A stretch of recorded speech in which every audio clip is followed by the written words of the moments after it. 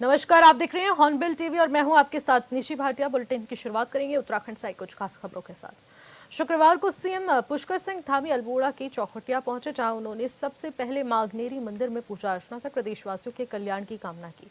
इस मौके पर स्थानीय लोगों ने तिलक लगाकर और फूल बरसाकर सीएम का स्वागत किया।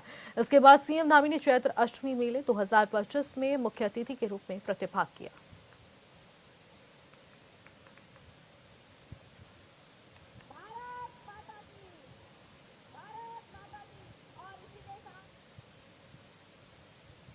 अगले साल तक हो जाए तो मैं आपका बहुत आभारी और ऋणी रहूंगा। बहुपंथी से अग्नि मंदिर में ये तो मैंने बनवा दिया था, स्टेज भी बनवा दिया था, ये भी बनवा दिया था, और भी मैंने काम यहाँ कर दिए हैं। मैं आपसे एक निवेदन करना चाहता हूँ कि यहाँ एक पर्यटन विभाग से आप लोग जो है बाढ़ सुरक्षित, क्योंकि जब पानी होता है यहाँ पे भर जाता है, तो इसलिए आप बाढ़ सुरक्षा से कुछ पैसे 2-2.5 करोड़ रुपए की यहां आप देने की कृपा करेंगे तो मैं आपका आभारी रहूंगा। इसी बात पे एक रामपुर जमड़िया में सिंचाई के लिए, क्योंकि माननीय मुख्यमंत्री जी ये क्षेत्र हमारा और जहां मेरा घर है बगवाली पोखर, दो क्षेत्र सिंचाई के बड़े वो है, तो एक रामपुर जमड़िया में पंपिंग सिंचाई योजना का भी आप बंदोबस्त कर देंगे तो मैं आपका आभारी रहूंगा। मुझे पता है कि मेरे लिए आप यही सोचेंगे कि मदन मिश्र ने इसमें से 2-3 काम भी आप कर देंगे तो मैं आपका ऋणी रहूंगा। इसी के साथ एक बार आप लोग पुष्कर सिंह धामी जी का नारा जरूर लगाना, क्योंकि ये काम दे रहा हूं इनको, मुझे उम्मीद है कि ये कर देंगे। माननीय मुख्यमंत्री पुष्कर सिंह धामी, धन्यवाद, बहुत बहुत धन्यवाद।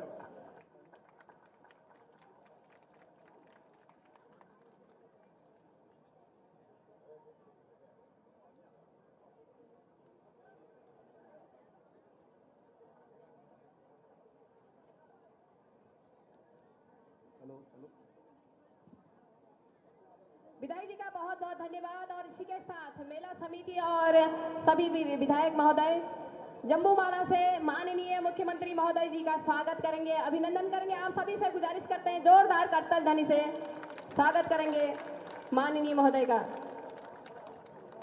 तालियों की गड़गड़ाहट में कहीं कोई कमी नहीं होनी चाहिए। सौभाग्य से आज हमारे उत्तराखंड राज्य के मुख्यमंत्री महोदय पहली बार हमारे चौखुटिया में आपका आगमन हुआ है। आपका बहुत बहुत बहुत बहुत धन्यवाद। और आपकी तालियों की गड़गड़ाहट में कहीं किसी प्रकार की भी कमी नहीं होनी चाहिए।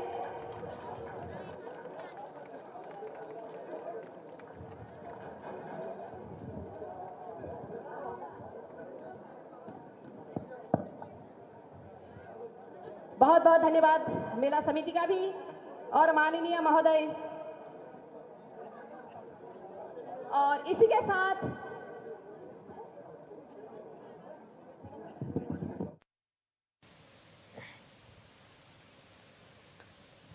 तो यहाँ पर अल्मोड़ा अग्नेरी मंदिर में पूजा अर्चना के बाद सीएम धामी ने मां अग्नेरी मंदिर की पूजा अर्चना के बाद यहाँ शिरकत की है। बता दें, चैत्र अष्टमी मेले के दौरान यहाँ पर सीएम धामी ने दीप प्रज्वलित कर इस मेले का शुभारंभ किया है।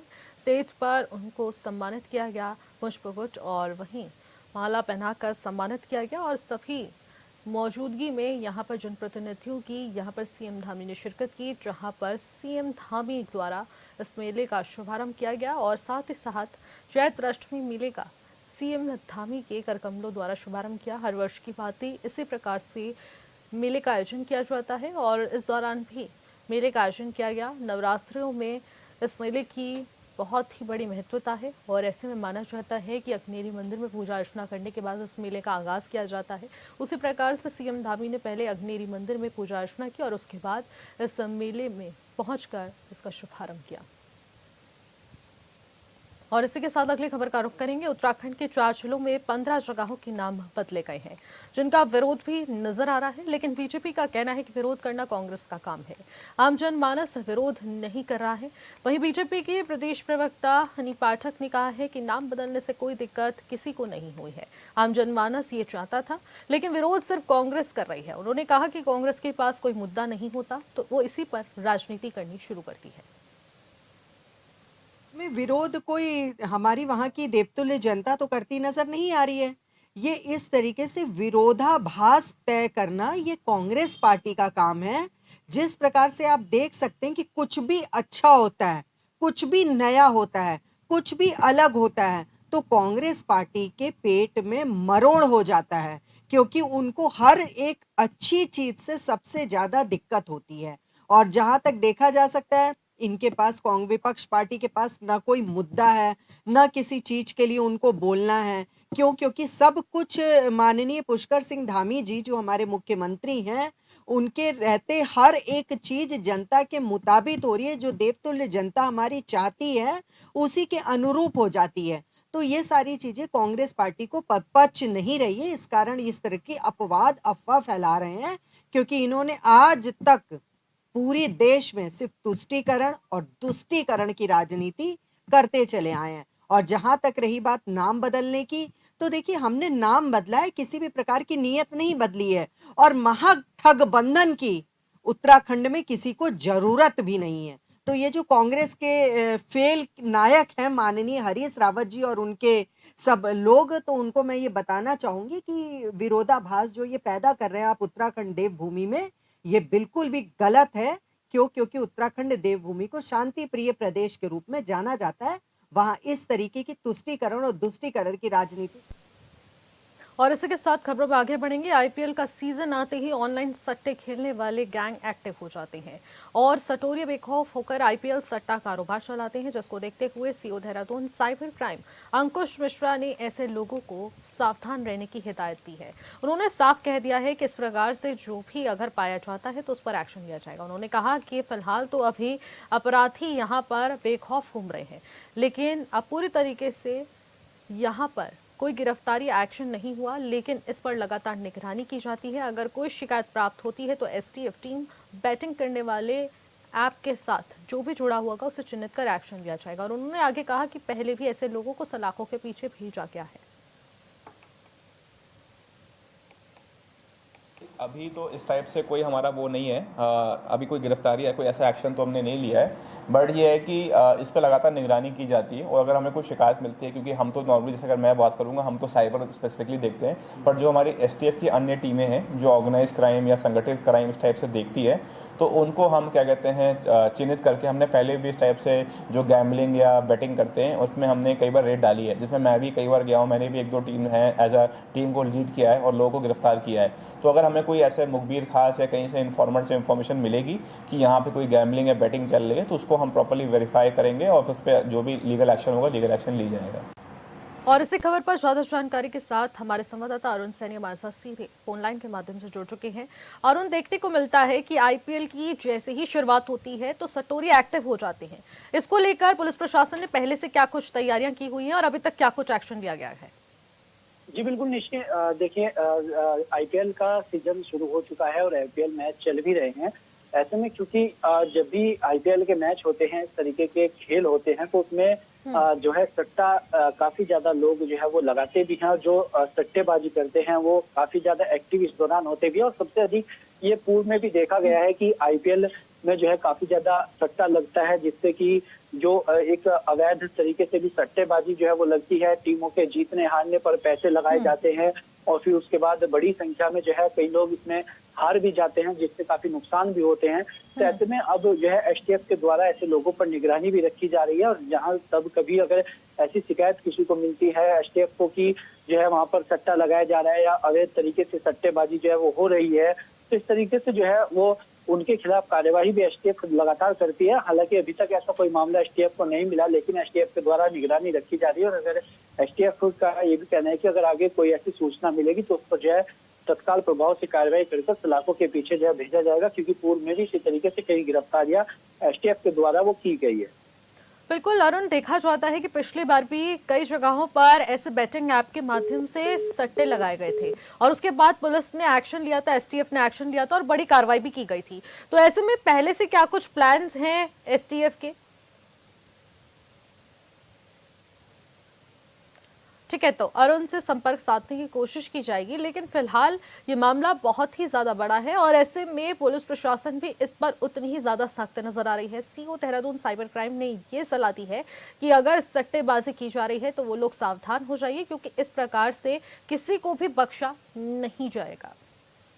और इसी के साथ खबरों में आगे बढ़ते हैं। चारधाम यात्रा को लेकर परिवहन विभाग ने सभी से अपनी तैयारियां पूरी करने को कह दिया है। आपको बता दें कि यात्रा की तैयारियों के बारे में संभागीय परिवहन अधिकारी सुनील शर्मा ने जानकारी साझा की है कि चारधाम यात्रा 2025 को लेकर परिवहन की व्यवस्था भी पूरी हो गई है। साथ ही सभी के साथ तैयारियों को लेकर बैठक भी की जा चुकी है। उन्होंने बताया कि टूर एंड ट्रैवल्स के ऑपरेटर्स के साथ भी समन्वय स्थापित किया जा चुका है। अधिकारी ने बताया कि जो भी यात्री बाहरी राज्यों से यात्रा के लिए आ रहे हैं वो रजिस्ट्रेशन कराकर ही आए, जिससे उन्हें आसानी से वाहन मिल सके। ऐसा है, जो चारधाम यात्रा 2025 है उसके लिए जो परिवहन की व्यवस्था है उसको हमारे द्वारा सारे परिवहन व्यवसायियों से बैठक की जा चुकी है, जिससे कि पर्याप्त मात्रा में बसों की उपलब्धता हमारे पास है। इसके अलावा जो टूर एंड ट्रैवल ऑपरेटर्स हैं उनसे भी हम लोगों का समन्वय स्थापित हो चुका है और उनको बता दिया गया है कि जितने भी यात्री बाहर के राज्यों से, जैसे एमपी से, राजस्थान से, महाराष्ट्र से आ रहे हैं, वहां तक ये सूचना पहुंचा दी जाए कि अपना पूर्व में रजिस्ट्रेशन करके ही वो यहाँ तक आए, जिससे कि उनको आसानी से वाहन मिल सके और यात्रा पर जा सकें। इसके अलावा ऐसे टूर ऑपरेटर जिन्होंने लाइसेंस प्राप्त नहीं किया हुआ है और लोगों से ओवर रेटिंग, ओवर चार्जिंग में गाड़ियां बुक कराने का प्रयास करते हैं, उनके खिलाफ हमारी सघन प्रवर्तन कार्रवाई चल रही है, जिसके अंतर्गत हमने 3-4 को नोटिस दे दिया है। जहां तक यात्रा में हमारे पास ऑनलाइन व्यवस्था का सवाल है, तो ग्रीन कार्ड की पूर्ण व्यवस्था हो गई है और आज की तारीख में तक वो हमारा ग्रीन कार्ड की जो साइट है वो लाइव हो गई है। लोग अपने वाहन को ग्रीन कार्ड प्राप्त करने के लिए अप्लाई करना शुरू कर दिया है और आने वाले दिनों में हमारी उम्मीद है कि पिछले बार की संख्या जो 32,595 थी, उससे बढ़कर इस बार 36। नवरात्रों के दौरान मिलावटी कुट्टू के आटे के सेवन से देहरादून के बाद अब हरिद्वार में भी कई दर्जन लोग बीमार पड़ चुके हैं। इस मामले को गंभीरता से लेते हुए जिला खाद्य सुरक्षा विभाग सतर्क हो गया है और लगातार छापेमारी अभियान जारी है। इसी के चलते मंगलौर कस्बे में जिला खाद्य सुरक्षा अधिकारी महिमानंद जोशी के नेतृत्व में खाद्य सुरक्षा टीम ने दुकानों पर औचक निरीक्षण किया, जिससे कि छापेमारी की सूचना पूरे इलाके में फैली और उसके बाद कई किराना दुकानदारों के शटर्स नीचे गिर गए, दुकानें बंद हो गई, जबकि टीम ने कस्बे की कई दुकानों की जांच की। हालांकि इस दौरान किसी भी दुकान से संदिग्ध कुट्टू का आटा बरामद नहीं हुआ है। वहीं खाद्य सुरक्षा अधिकारी महिमानंद जोशी ने जानकारी देते हुए बताया कि जिले भर में कुट्टू के आटे के सैंपल एकत्रित किए जा रहे हैं और उनकी जांच भी की जा रही है। साथ ही उन्होंने जनता से अपील की है कि वो आटा खरीदते समय पैकेट्स की जांच जरूर करें, लेबल और बिक्री की तारीख देखकर ही खरीदारी करें। कल कुट्टू के आटे में मिलावट की आशंका को देखते हुए खाद्य सुरक्षा महोदय द्वारा पुस्तक दिए गए कि जनपद में जहाँ भी अगर इस टाइप का खुला कुट्टू का आटा मिलता है या कोई ऐसा संदेह होता है उससे मिलावट का, तो उसकी सघन जांच करके नमूना संग्रह कार्रवाई की जाए। और सभी लोगों को ये भी आदेश दे रहे हैं और ग्राहकों से भी अनुरोध कर रहे हैं कि अगर आप कुट्टू का आटा विशेषकर आप त्योहारों में खरीदते हैं तो उसका सबसे पहले तो पैकिंग का डेट देख लें। पैकिंग में ये देख लें कि मैन्युफैक्चरिंग डेट कब है, कब इसको कब तक यूज किया जा सकता है, और खुला आटा बिल्कुल न लें जिसमें कोई बैच नंबर नहीं है, उस टाइप का आटा न लें।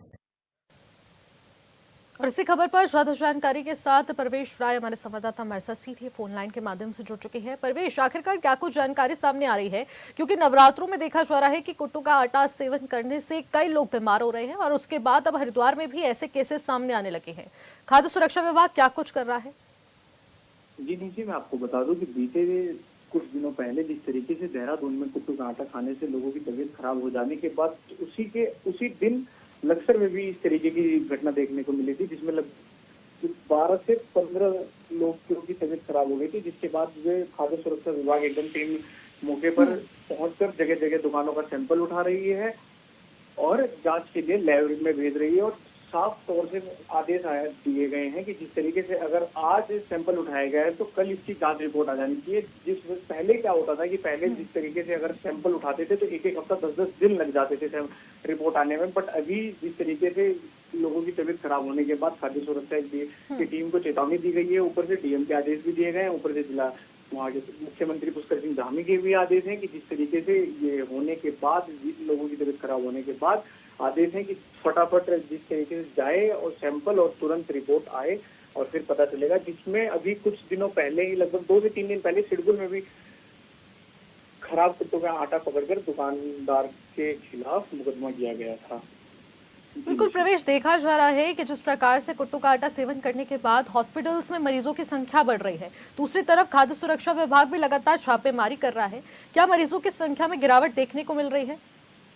जी निशी, आपको बता दूं कि जिस तरीके से ये माना जाता है कि चंद पैसों के चक्कर में लोगों की सेहत के साथ खिलवाड़ हो जाता है, जिसमें आपको ये कहना गलत नहीं होगा कि पिछले साल का कुट्टू का आटा जो बच जाता है दुकानदार वही बेचने लग जाते हैं, जिस वजह से लोगों की तबीयत खराब होने लग जाती है। और कुछ दुकानदारों का साफ तौर से और खाद्य सुरक्षा जो महिमानंद जोशी, इनका साफ तौर से यही कहना था कि कुट्टू का आटा इतना गर्म होता है और लोग जिस तरीके से खान पान का सेवन करते हैं तो जिस वजह से लोगों के व्रत में इस तरीके से खाने से तबीयत खराब हो जाती है। लोगों की गिरावट आ रही है, जिस तरीके से इलाज हॉस्पिटलों में जारी है, उसी को देखते हुए लोगों को भी हॉस्पिटलों में मरीजों की गिरावट भी आ रही है। ठीक है, बहुत बहुत शुक्रिया प्रवेश तमाम जानकारी के लिए।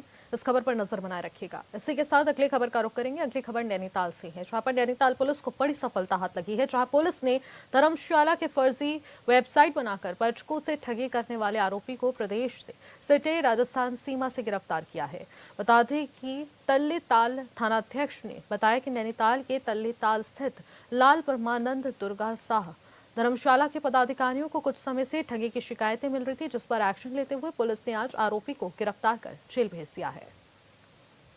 थाने पर सूचना दी थी कि हमारी एक फर्जी साइट बना के साइबर अपराधियों द्वारा टूरिस्टों के साथ फ्रॉड किया जा रहा है।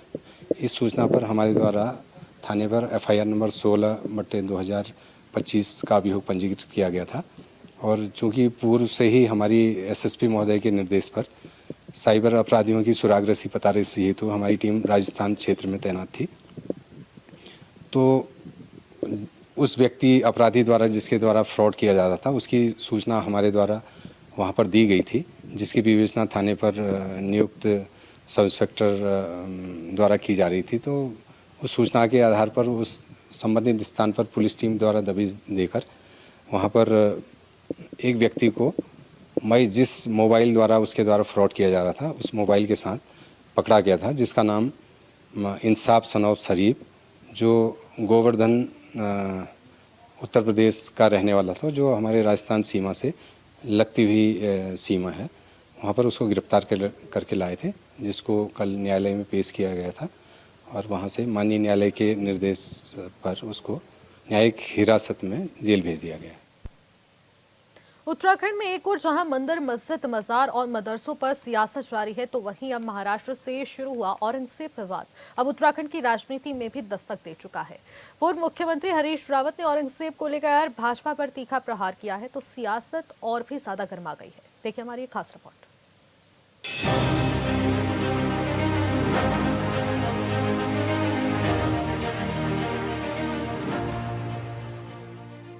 देवभूमि उत्तराखंड में थामी सरकार ने अवैध मदरसों पर ताबड़तोड़ कार्रवाई की और एक के बाद एक 150 से अधिक अवैध मदरसों को सील कर दिया, जिसको लेकर प्रदेश में खूब सियासी दंगल भी देखने को मिला। धर्म पर सियासत शुरू हुई तो गड़े मुर्दे भी बाहर आने लगे।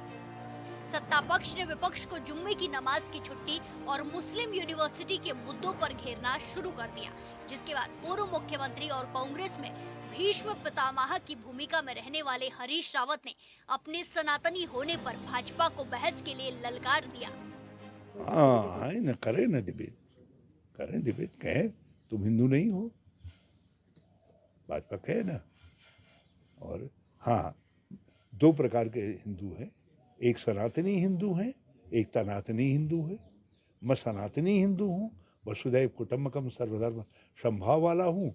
भाजपा जो है तनातनी हिंदू है, जो कभी औरंगजेब के नाम से रोटी खाती है, कभी कभी किसी और के नाम से रोटी खाती है। जो है ये तो उनकी सत्ता तो इन्हीं नामों से चल रही है ना। राज्य के पूर्व सीएम और कांग्रेस के वरिष्ठ नेता यही नहीं रुके। हरीश रावत ने ये भी कहा कि भाजपा कभी औरंगजेब के नाम की रोटी खाती है तो कभी किसी के नाम की, और उन्होंने कहा कि भाजपा वाले तो एकांत में औरंगजेब की फोटो लगाकर कहते होंगे कि तुम ही कल्याण दाता हो, तुम्हारी वजह से ही सरकार में आ रहे हैं। हरीश रावत का आरोप है कि इन्हीं सब मुद्दों को लेकर जनता से ध्यान भटकाया जा रहा है। एकांत में तो भाजपा के लोग जो है इनके फोटो लगा करके कहते होंगे तुम ही कल्याणदाता हो, तुम्हारी वजह से सरकार में आ रहे, तुम्हारी वजह से सरकार बची है बिना कुछ किए। देख लीजिएगा, आप कभी देख लीजिएगा, इनके जो घोर पुराने भाजपाई हैं उनके घरों में जो है, मुझे लग रहा है कहीं औरंगजेब आदि की तस्वीर न रखी हो, क्योंकि इनका नाम लेके तो सब चीज़ों से ध्यान हटाया जा रहा है और लोग इसी के नाम पर इन्हीं के सबको भटकाया जा रहा है। इतनी नहीं तो इतनी भयंकर बेरोजगारी, महंगाई है, सब चीज़ें जो है ये तो जनता के दुख हैं। अपने मन से, जो आप पत्रकार हो, आप ही अपने मन से पूछो ना, क्या खुश हो, क्या महंगाई से पीड़ित नहीं हो? देवभूमि के पूर्व मुख्यमंत्री हरीश रावत के बयान के बाद भाजपा विधायक ने भी हरीश रावत और कांग्रेस पर हमला बोला है। भाजपा विधायक विनोद चमोली ने कहा कि भाजपा को किसी औरंगजेब का नाम जपने की जरूरत नहीं है, बल्कि जब तक राहुल गांधी और हरीश रावत बोलते रहेंगे तब तक भाजपा को फायदा होगा। देखिए, मैं माननीय हरीश रावत जी को स्पष्ट बताना चाहता हूँ कि हमारे यहाँ पार्टी न औरंगजेब का नाम जपती है न शाहजहां का नाम जपती है। हमारे यहाँ पार्टी राहुल गांधी और हरीश रावत का नाम जपती है कि जब तक बोलते रहेंगे और जब तक ये चलते रहेंगे तब तक भारतीय जनता पार्टी मजबूत रहेगी। वहीं हरीश रावत की तस्वीर वाले बयान पर विनोद चमोली ने कहा कि हरीश रावत ने कितने भाजपाइयों के घर को देखा है, उन्हें ये स्पष्टीकरण देना चाहिए। और ये तो जग जाहिर है कि जब उन्होंने यूनिवर्सिटी बनाने की बात कही थी तब खुद उनके पोस्टर वायरल हुए थे। कितने घर हरीश रावत जी ने भाजपा के देखे हुए हैं, ताकि उनके घरों की तस्वीरें उन्होंने देखी हों, पहले वो स्पष्ट कर दें। और जहाँ तक हरीश रावत जी का प्रश्न है, तो हरीश रावत जी का एक फ़ोटो वायरल हुआ था चुनाव के दौरान, जब उन्होंने उत्तराखंड में अलीगढ़ विश्वविद्यालय की तर्ज पर विश्वविद्यालय बनाने की बात की थी, तो उसमें लोगों ने लगभग कमोवेश औरंगजेब की शक्ल में उनको प्रस्तुत किया था। तो पहले हरीश रावत जी अपने आप को बचा ले, तब भारतीय जनता पार्टी पर आरोप लगा। देश हो या फिर प्रदेश, धार्मिक सियासी युद्ध थमने का नाम नहीं ले रहा है। और यही विडंबना की बात है कि आज सियासी दल असल मुद्दों से भटककर चर्चा इस पर कर रहे हैं कि कौन कितना बड़ा सनातनी है या नहीं। लेकिन अब धर्म को लेकर जो सियासत प्रदेश में छिड़ी हुई है, ये किस ओर जाती है, ये देखने वाली बात होगी। Bureau report, hornbill TV.